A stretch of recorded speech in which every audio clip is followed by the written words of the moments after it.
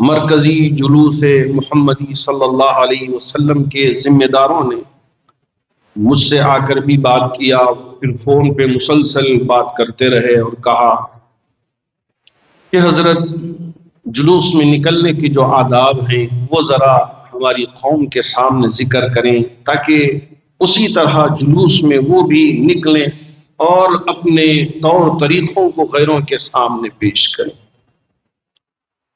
مجھے ہمارے ہی احباب میں سے کسی صاحب نے ایک ویڈیو بھیجی اور کہا کہ دیکھیے حضرت یہ کیسا ہے، جیسا کہ آپ اس سے پہلے کہا کرتے تھے اس طرح کی مثال ایگزامپل یہاں قائم ہو چکی ہے۔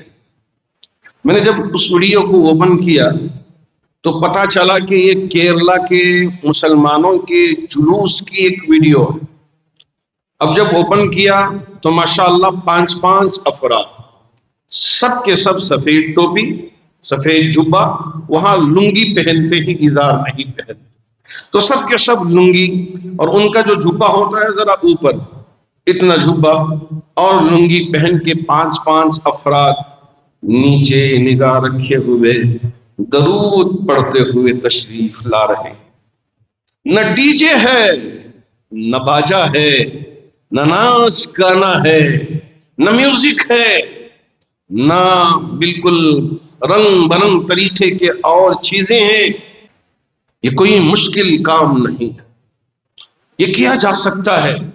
صرف محلے کے نوجوانوں کو کھڑے ہونے کی ضرورت ہے کہ جی ہاں جلوس کے آداب یہ ہیں۔ ہمارے احباب مسلسل بیان کرتے ہیں اور گزارش کرتے ہیں کہ اس طرح جلوس میں آئیں، نہ کوئی عورتوں کا اختلاط، نہ کوئی ناچ گانا، نہ پیٹرول منہ میں ڈال کر آگ لگا کے آگ بھڑکانا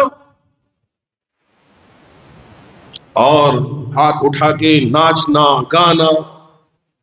نعوذ باللہ من ذالک۔ کیا یہ میرے نبی کا طریقہ تھا؟ کہ صحابہ میں سے کسی صحابی کا طریقہ تھا؟ جب نہیں تو ہم کیسے کر سکتے ہیں؟ اللہ کرے کہ اللہ ہمارے ان احباب کو اسی طرح کا جلوس نکالنے کی توفیق عطا فرما دے اور اوروں کے لیے ایک مثال بن جائے۔ اللہ اسی توفیق عطا فرمائے۔ اگر وہ نوجوان جو اس طرح کی عادت میں پڑ گئے ہیں ناچ گانا، میں ان سب نوجوانوں سے دل سے کہہ رہا ہوں، ہمارے تمام جلوس محمدی کے ذمہ داروں نے گزارش کی ہے کہ آپ احباب اگر اس طرح کا ارادہ کیا ہے تو ارادہ ختم فرما دو۔